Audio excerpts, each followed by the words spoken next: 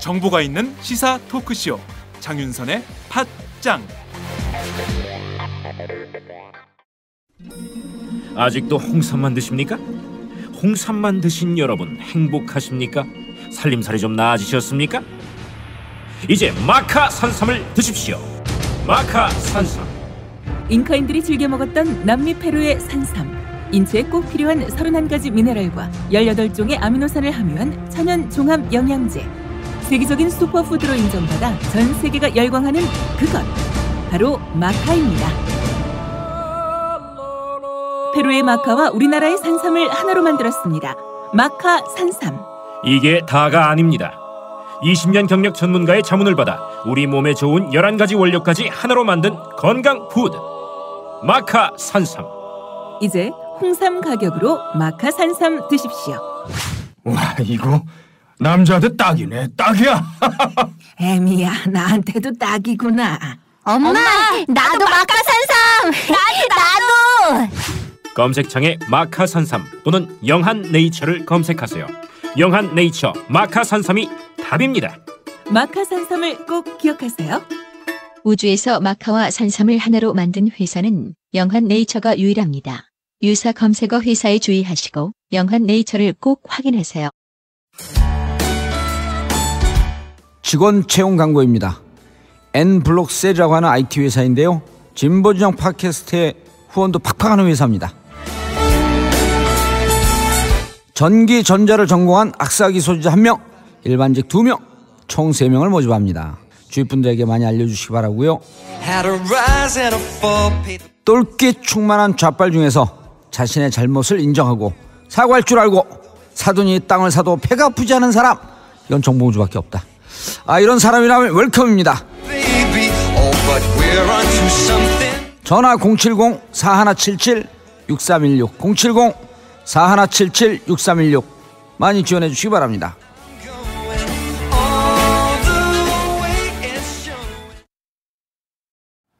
안녕하세요, 박정호입니다. 장윤선 기자가 오늘도 진행을 못하게 됐습니다. 어제 많은 분들이 응원 댓글을 달아주셨는데요. 제가 대신해서 정말 감사하다는 말씀 드리겠습니다. 장윤선 기자도 빨리 돌아오기 위해서 노력하고 있는데요. 오늘도 응원 댓글 달아주시면서 많은 성원 부탁드립니다. 어제 서민자녀 교육지원 사업 관련 조례안이 경남도 의회에서 의결됐습니다. 이렇게 경남 지역 무상급식 폐지 절차가 마무리됐는데요. 다음 달부터 경남에선 저소득층 자녀를 제외한 초중고등학생이 학교 급식비를 내야 합니다. 그리고 저소득층 자녀들은 무상급식을 먹으려면 자신의 가난을 입증해야 하는 상황이 됐습니다. 진주 의료원 폐업에 이어 무상급식 중단까지 시대에 역행하는 홍준표 경남지사의 행보.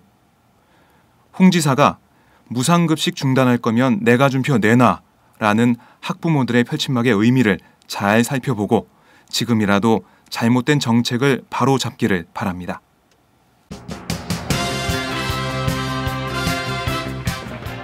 오늘 장윤선의 팟짱은 두 꼭지를 준비했습니다. 박정호의 뉴스장에서는 주요 뉴스를 정리해드리고요. 이택수의 여론일기에서 이택수 리얼미터 대표와 함께 데이터를 통해 이번 주 여론의 동향을 살펴보겠습니다. 그럼 3월 20일 금요일 장윤선의 팟짱 시작합니다.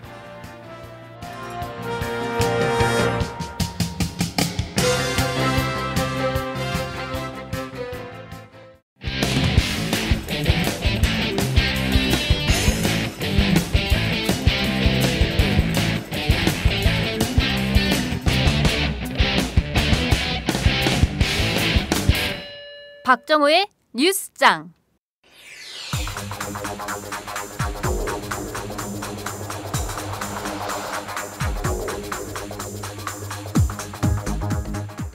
경남 기업을 자원외교 비리 1호로 지목하고 수사에 작수한 검찰은 목적과 다르게 사용된 정부 융자금의 행방을 찾는 데 수사력을 집중하고 있습니다. 서울중앙지검 특수일부는 어제 경남 기업 및 관련 계열사 6곳에 대한 압수수색을 진행해 추가 자료를 확보했습니다. 검찰은 어제 경남기업의 회계 관련자 등을 소환 조사했습니다. 검찰은 경남기업이 해외 자원 개발 사업에 뛰어들면서 정부로부터 받은 성공 불용자금 330억 원 중 대부분이 사업과는 무관하게 사용됐다고 보고 수사를 진행하고 있습니다.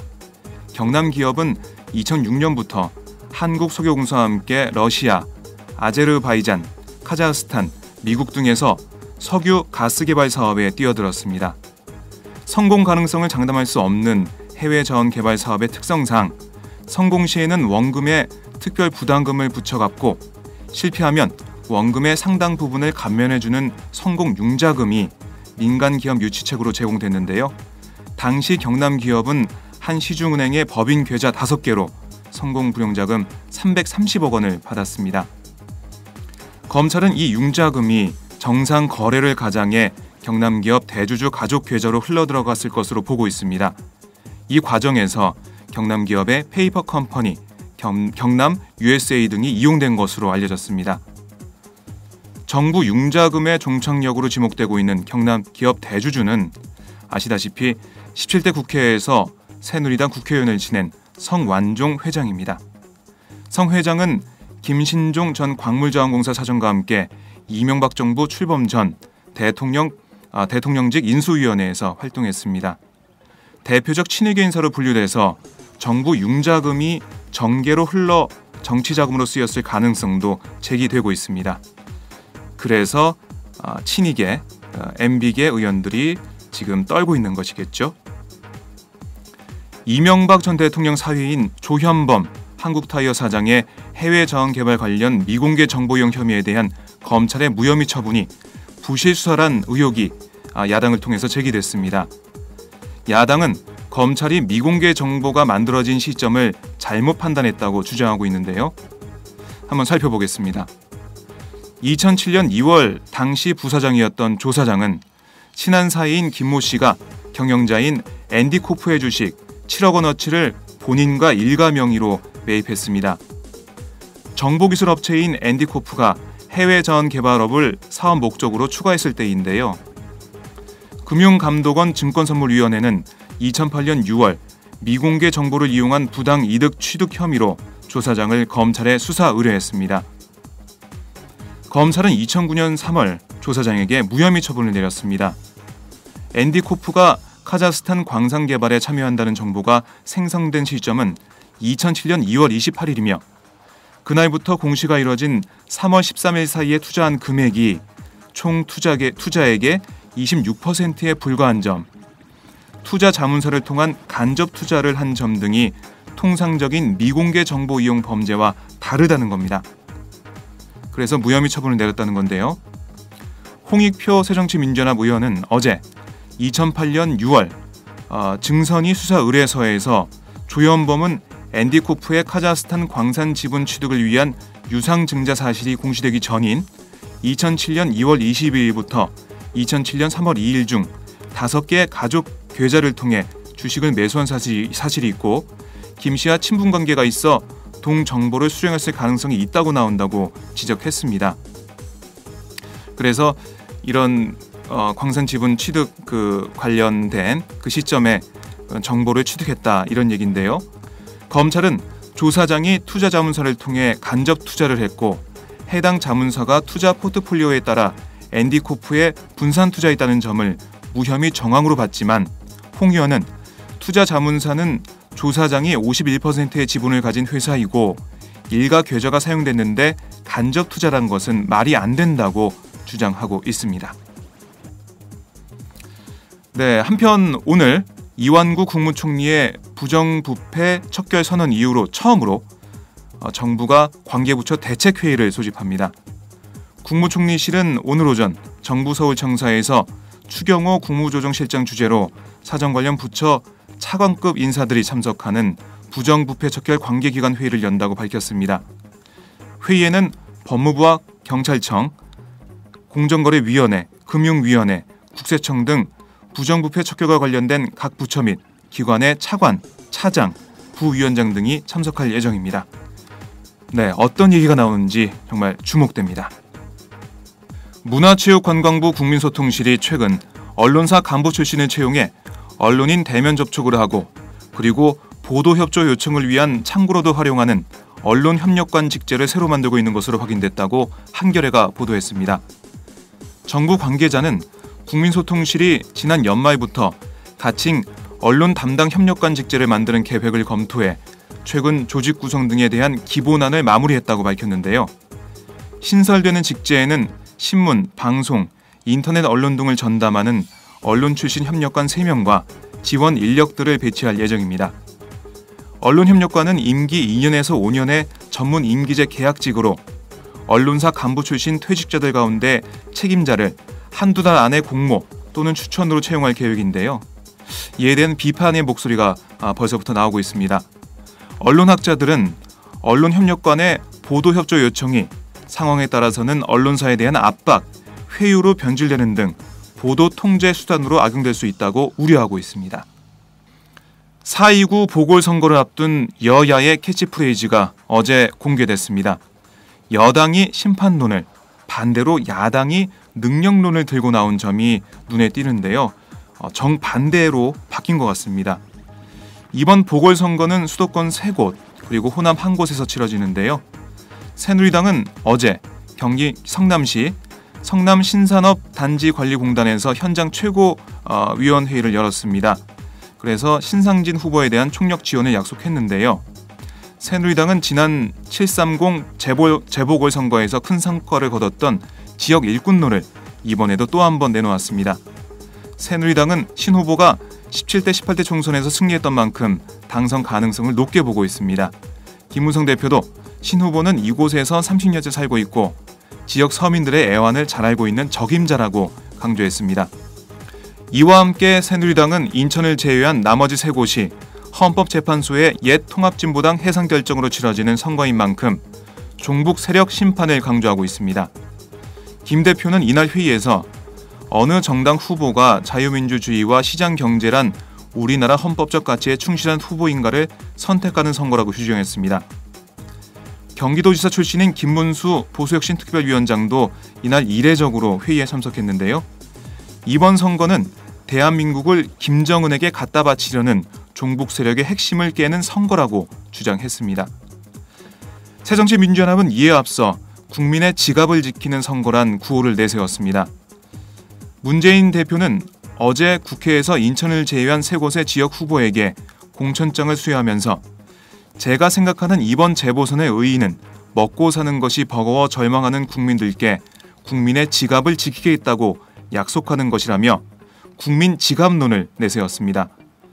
문 대표는 우리 당이 추천하는 후보자들은 민생 경제를 살리고 국민 지갑을 지키는 국민 지킴이라고 소개했습니다. 문 대표가 최근 외치고 있는 유능한 경제 정당의 연장선상입니다.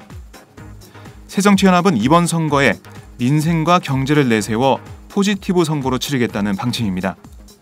나빠지는 경제 상황에서 박근혜 정부의 경제정책 실패를 부각시키는 게 전통 지지층뿐만 아니라 중도층의 마음을 사로잡을 수 있다는 전략적 판단을 하고 있습니다. 그리고 야권 연대를 하기 힘든 환경도 고려한 것으로 보입니다.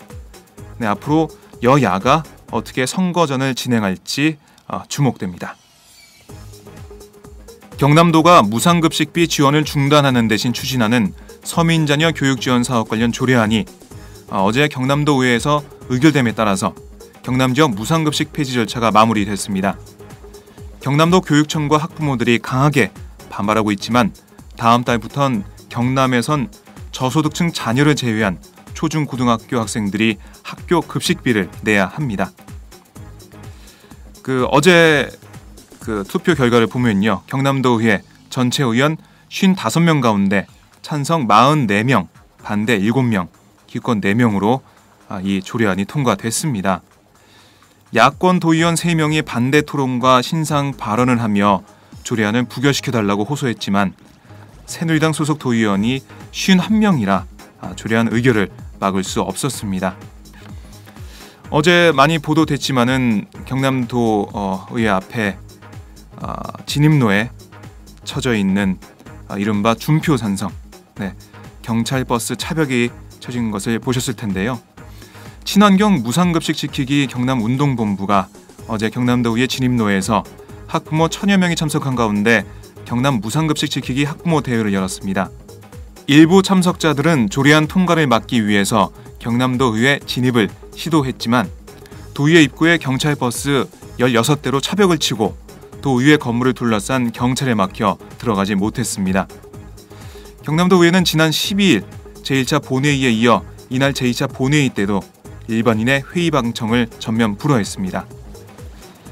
그리고 이에 앞서 경찰은 지난 18일 밤 9시께 조례안 폐기를 요구하며 도의회 상황실에서 농성하던 학부모 5명을 강제 연행해 퇴거 불응 혐의로 불구속 입건했습니다. 대한변호사협회가 정관 예우 근절을 명분으로 전직 대법관의 변호사 개업 신고를 거부하는 초유의 사태가 벌어졌습니다. 변협은 어제 성명서를 내고 차한성 전 대법관의 변호사 개업 신고를 수리하지 않겠다고 밝혔습니다. 변협이 형사처벌 전력이 없고 사회적 물의를 일으킨 적이 없는데도 대법관 출신이란 이유만으로 변호사 개업을 거부한 것은 이번이 처음입니다. 변협은 또 앞으로 정관 예우 병폐를 막기 위해서 대법관, 헌법재판관 출신의 변호사 개업 신고도 모두 받지 않겠다고 밝혀 파장이 예상됩니다. 변호사법상 변호사로 수임 활동을 하려면 변협의 변호사 등록과 개업 신고를 모두 해야 하며 그 이전에는 수임 활동을 할 수 없습니다.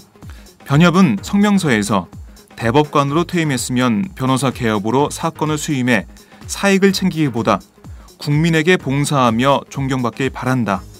그리고 변호사 개업 신고를 철회할 것을 권고한다. 라고 밝혔습니다. 이 초유의 사태가 어떻게 진행될지 한번 지켜보겠습니다. 네, 이것으로 오늘 박정호의 뉴스장 마치겠습니다. 고맙습니다.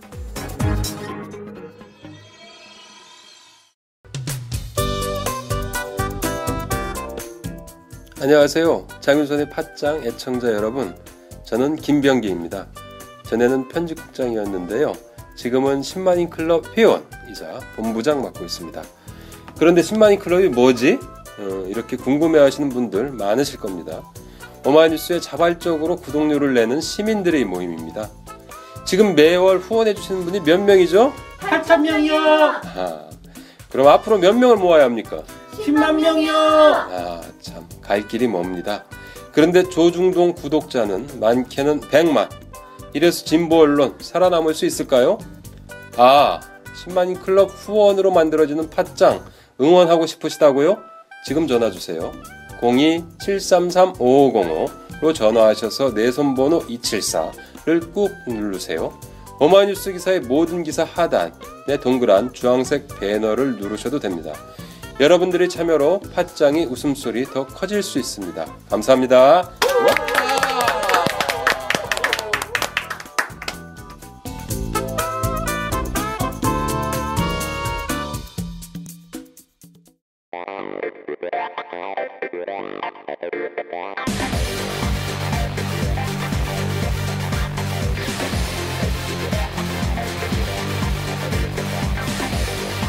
정보가 있는 시사 토크쇼 장윤선의 팟짱.